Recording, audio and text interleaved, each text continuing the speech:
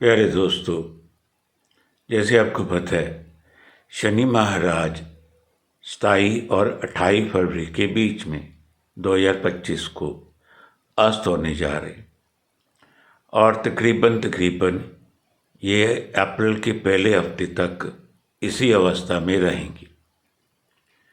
तो जब कोई ग्रह अस्त होता है तो उसकी ऊर्जा कम हो जाती है। और यदि मैं शनि महाराज की बात करूं तो शनि क्या है? आपके कर्म, आपका अनुशासन, आपका आपकी जजमेंट, आपकी पेशेंस, ये सब शनि है। और यदि शनि अस्त होंगे तो सभी पे इस पे असर तो आएगा ही। तो चलते हैं हम सबसे पहले मेष राशि पे, एरीज पे। तो शनि महाराज की दो राशि होती हैं, एक 10वीं राशि मकर और एक 11वीं राशि होती है कुंभ। तो जिनकी एरीज राशि है, मतलब मेष राशि है, उनके लिए शनि महाराज की ये दोनों राशियाँ कहाँ होंगी? ये होंगी 10th हाउस और 11th हाउस में। 10th हाउस आपका कैरियर और प्रोफेशन है, और जो 11th हाउस है आपका, वो गेन से जुड़ा है। ओके, गेन से, सोसाइटी से, आपका फ्रेंड सर्कल, वहीं से देखते हैं हम। तो यदि सैटर्न वीक हुए तो डेफिनेटली आपको ध्यान देना होगा कहाँ पे? कैरियर और प्रोफेशन पे और गेन पे। अब आते हैं हम टॉरस पे, वर्ष राशि। जिनकी वर्ष राशि है, तो शनि महाराज की 10वीं और 11वीं राशि कहाँ होगी? एक तो 9th हाउस में होगी जो किस्मत है, और एक 10th हाउस में होगी जो कैरियर और प्रोफेशन है। और यदि शनि महाराज कमज़ोर हो गए तो किस्मत तो कमज़ोर होगी फिर, और कैरियर और प्रोफेशन का भी आपको ध्यान देना पड़ेगा। अब आती जेमिनी पे, तीसरी राशि। तो जो तीसरी राशि जेमिनी है, मिथुन, उनके लिए शनि महाराज की लॉर्डशिप रहेगी 8th हाउस और 9th हाउस की। 8th हाउस क्या है आपका? प्रॉब्लम का हाउस, एज का हाउस, एक्सीडेंट का हाउस, इन लॉज का हाउस। और 9th हाउस क्या है? आपकी फॉर्चून। तो आप केयरफुल रहिएगा, इन लॉज के साथ संबंध ठीक बना के रखना जरूरी होगा। आपकी पैतृक संपत्ति है, उस पर भी ध्यान दीजिएगा, स्पेशली मार्च में। अब आते हैं कैंसर पे। कैंसर मतलब कि चौथी राशि। तो जिनकी कैंसर राशि है उनमें शनि महाराज कहाँ, मतलब शनि महाराज की लॉर्डशिप किसकी होगी? दो हाउसेस की, 7th house and 8th house.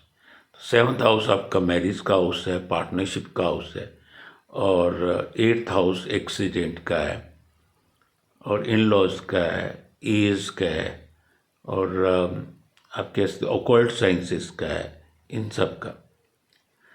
तो यदि शनि महाराज वीक हुए तो पैतृक संपत्ति पे तो प्रॉब्लम आ ही सकती है। मैरिज मतलब अपने विवाहिक रिलेशनशिप पे ध्यान देना पड़ेगा मार्च में।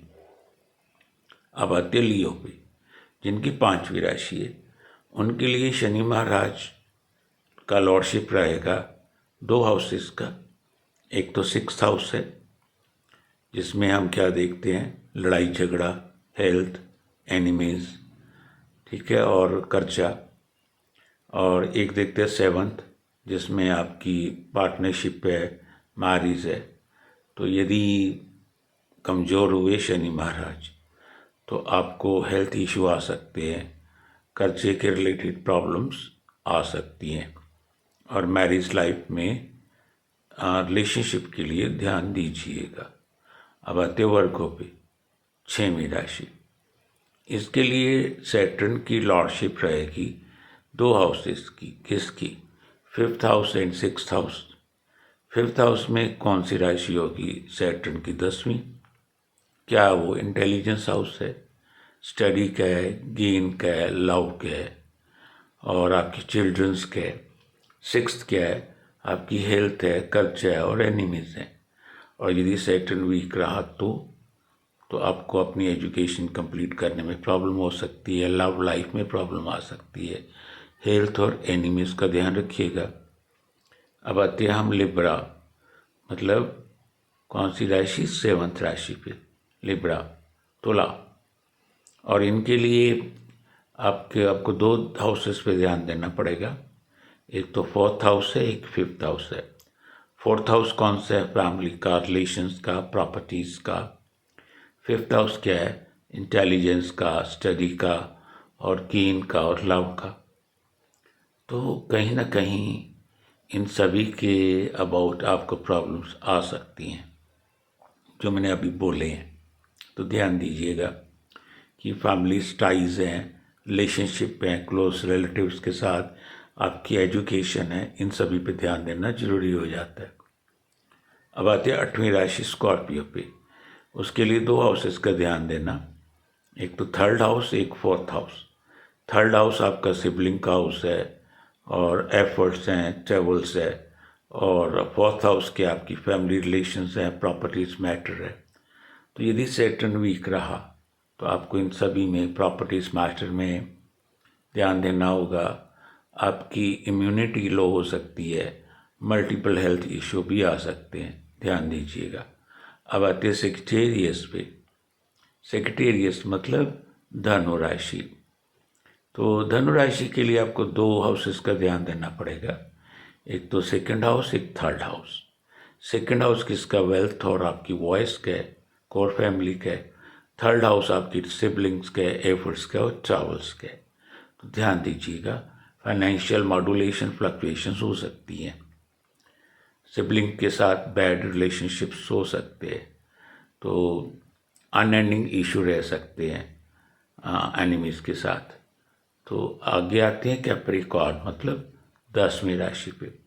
2 हाउसेस पे ध्यान देना, एक तो 1st हाउस, इसमें आप खुद हो, आपकी पर्सनैलिटी।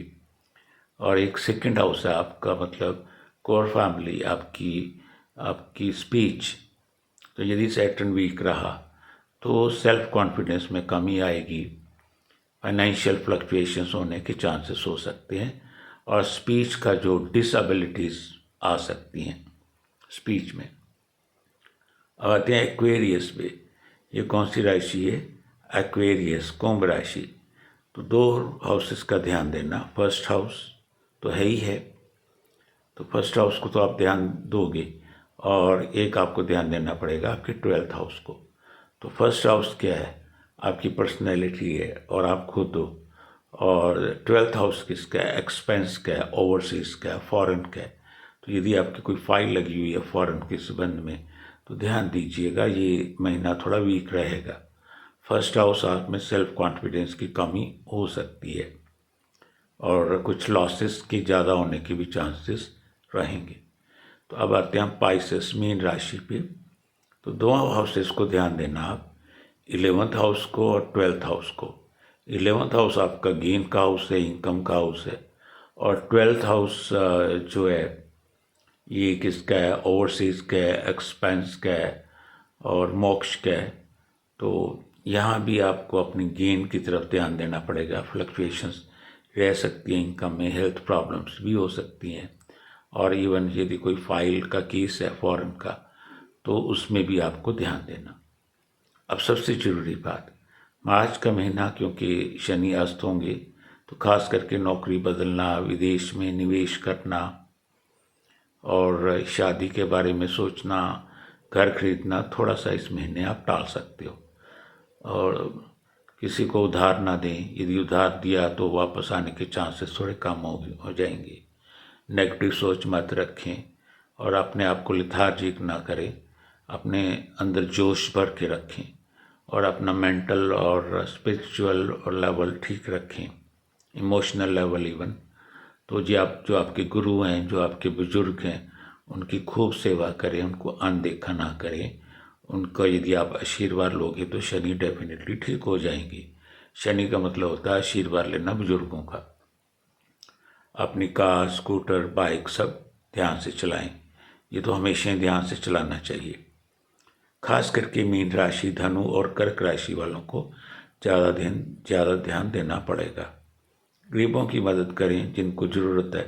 ज़रूरतमंद लोगों को उनकी सेवा करनी, उनको जो उनको चाहिए वो देना, सबसे ज़्यादा ये नेगेटिविटी को ख़त्म करता है और आप में पॉजिटिविटी लाएगा।